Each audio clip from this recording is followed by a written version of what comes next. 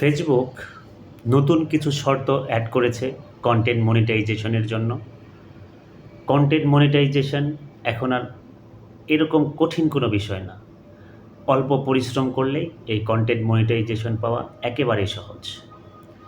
Content মনিটাইজেশনের ক্ষেত্রে Facebook বলেছে তাদের গাইডলাইনে আপনি 15 সেকেন্ডের কম কোনো ভিডিও আপলোড করলে আপনি কন্টেন্ট মনিটাইজেশন পাবেন না।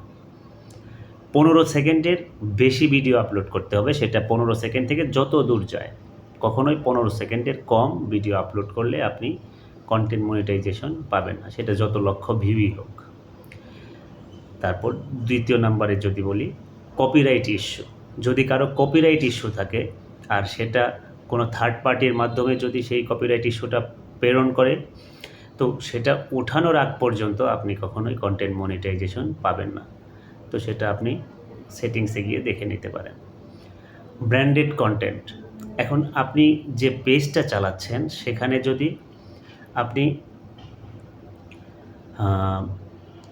সেটা আপনার পেজের সাথে যদি না যায়, আপনি সেটা থেকে কোনো ধরনের কন্টেন্ট মনিটাইজেশন পাবেন না।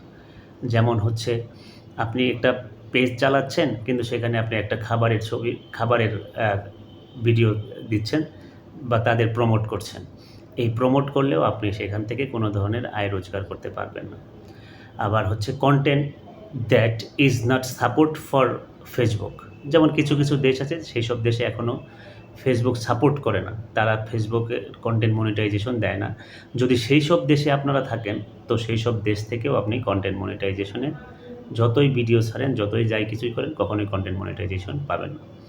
বুস্টেড কন্টেন্ট, আপনি টাকার মাধ্যমে যদি কোনো কন্টেন্ট বুস্ট করেন, তো বুস্ট করলেও সেখান থেকে আপনি কন্টেন্ট মনিটাইজেশন পাবেন না। মোট কথা সব কিছুই অরিজিনাল হতে হবে। আপনি টাকার মাধ্যমে বুস্ট করলেন, বুস্ট করার পর সেটা থেকে কখনোই কন্টেন্ট মনিটাইজেশন পাবেন না। Content by another person or page you have cross posted, যেটা বলি কপিরাইট ইস্যু। তো আপনি যদি কারো ভিডিও নিয়ে সেটা অন্যজনের ভিডিও আপনার পেজে অথবা আপনার প্রোফাইলে ক্রস পোস্ট করেন, তাহলেও আপনি কখনো কন্টেন্ট মনিটাইজেশন পাবেন না। Content that has been permanently deleted, আপনি একটা কন্টেন্ট ছাড়লেন, ভালো লাগলো না বা কপিরাইট খেলেন, ওইটা ডিলেট করে দিলেন, এইরকম পেজেও কখনো কন্টেন্ট মনিটাইজেশন পাবেন না। তারপর হচ্ছে content where ads are disabled by the creator. আপনি ওই আগেকারটার মতোই, যদি আপনি কোনো কিছু অ্যাড ওটার সাথে অ্যাড করেন, কোনো ধরনের অ্যাডভার্টাইজমেন্ট যদি তার সাথে দেন, এটা যদি আপনি ডিজেবল করে দেন, তাহলেও মূলত আপনি কন্টেন্ট মনিটাইজেশন পাবেন না। কন্টেন্ট দ্যাট কালেক্ট বা অথেন্টিক এনগেজমেন্ট, আপনি এনগেজমেন্ট বাড়ানোর জন্য বিভিন্ন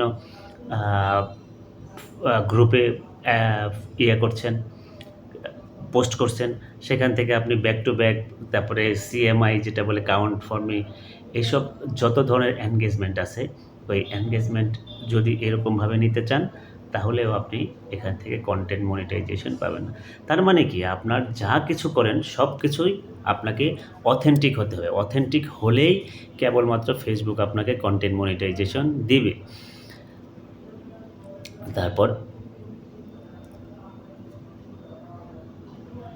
যেমন বিভিন্ন ধরনের বাজে গ্রুপে যদি আপনি কোনো কিছু শেয়ার করেন, আবার নিজেই যদি দেখেন, নিজের ভিডিও নিজেই যদি দেখেন, অথবা নিজের ওয়াইফাই দিয়ে অন্য আইডি দিয়ে যদি আপনি আপনার ভিডিওগুলা দেখেন, তাহলে আপনি কন্টেন্ট মনিটাইজেশন পাবেন না।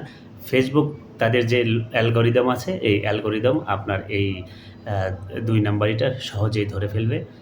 সো আপনি কন্টেন্ট তৈরি করেন, ভালো কন্টেন্ট তৈরি করলে মানুষ এক সময় না এক সময় আপনার ভিডিও দেখবে, আর সেটা ভাইরাল হবে, আর ভাইরাল হলেই আপনি সফলতার মুখ পাবেন। So thank you.